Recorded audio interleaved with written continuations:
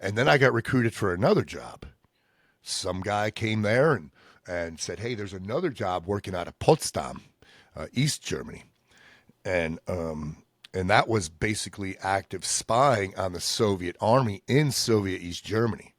And I was Wow. like, "Hell yeah, sign me Yeah. up for that." That's Whew. cool, man. Yeah. Man, and that was really cool. I did that for about a year and a half. How did that go? Like, how tense was that? It wasn't tense until it was. Sure. You know what I mean? Because Yeah. what you hoped for is that that it's not tense, that you're able to accomplish your mission. So the way it would work in a nutshell is you had it was a very small unit, about 100 strong. It was called United States Military Liaison Mission, and there were about 100 slots. Most of them were intel weenies, and there was a small pool of individuals, 7 or 8 of us, and we were called tour NCOs. You would intel would be driven from satellite imagery and this and that, and you'd go on these missions. It was 2-man missions, so you had a special forces NCO, German speaker, WIPID expert, Warsaw Pact ID expert, and you had an officer who was a Russian speaker and also Warsaw Pact identification expert. And you jump in your Mercedes Geländewagens, go across the Glienicke flash your credentials to the Soviet at the bridge, and they knew what we were doing. It was all cat and mouse. They knew. Oh yeah, they knew what we were doing. It's just one of those things where, like, unless they can prove it, they can't do anything about it. Right. Unless you're caught doing dirty deeds red-handed, they had complete autonomy. They had carte blanche to smoke your stinking ass in a nanosecond. And dudes were executed. Yeah. Yep, dudes were executed. What were their, like, general attitudes like towards you? Were they, like, aggressive towards you, like, in their general behavior? The hardline commies, absolutely.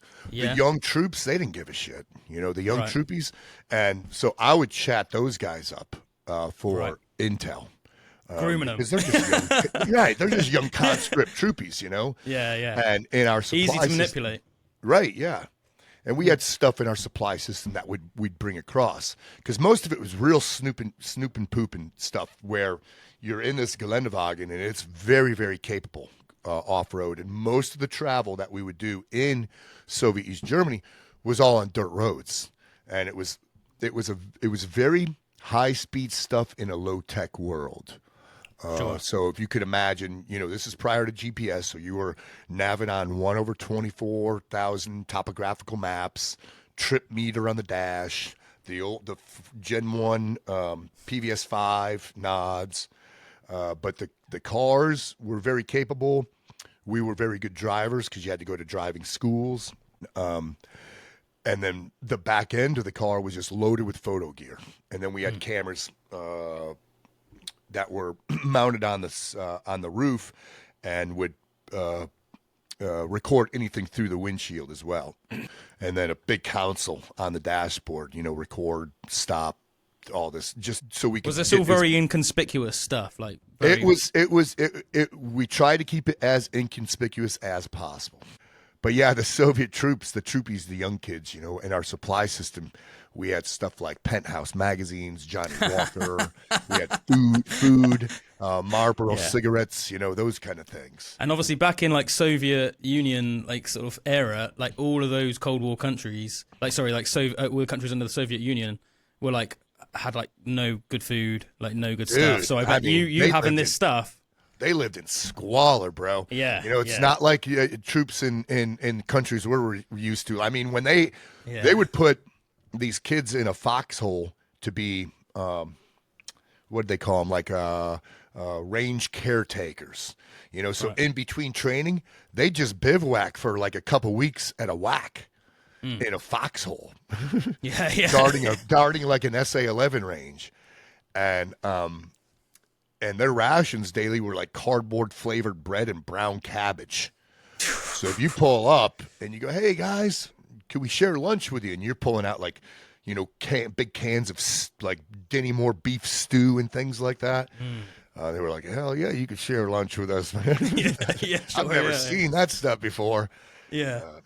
So they were easy to get intel from, and then exchange cigarettes. Like, oh, you're smoking Garrisons? Yeah, I love Garrison. What Garrison you from?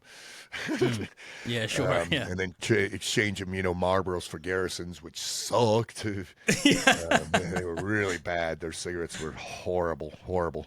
But yeah, and so now there's scuttlebutt about the wall coming down, 89, and then reunification in 91. So it's like, well, damn, where do I go from here? So the next logical step, because I'm kind of high on the totem pole right now, I'm reaching the pinnacle. I'm reaching the tip of the spear. How many years are you in Special Forces by this point? By this point, 91, so 83, 7 years. 7 years. Okay. And sorry, I'm fast tracking pretty good. Yeah, and while you were in East Germany, did you ever come close to getting caught at any point? Oh shit! Or did you know anyone close to you that did get caught? I know you mentioned that some people got executed. Like, did you know anybody? Yeah, I got caught. Well, and chased several times, and that's when you said, I forget the term you used. Not unnerving, daunting, but yeah. Whatever it was, man, the stress. When you get busted doing something. And you're getting chased on a tank trail by, let's say, a BMP-2. I call those the velociraptors of the Soviet kit world, you know? When two BMP-2s are chasing you through the woods and you're on tank trails, you're just flooring this thing, man. Or a PTS-2 or a T-72 or a T-80 reactive or a SS-21 is chasing you. Oh, man. It's like a James Bond movie. Yeah, and that was on the reg. Getting chased like that. That was on the reg, and then you had the Stasi too, who were after you.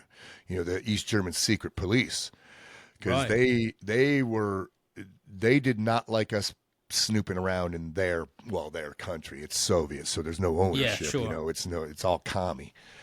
So they were working with the Soviets. They were, yes, the Stasi. Yeah. Oh right. Yep. Crazy. There was collaboration there. Was that? Do you think that's like an element of Stockholm syndrome, where they just sort of grew up with that? You got used to it. Yeah, probably. I mean, they have a common cause. They're all communists, so they're on the same team. Sure.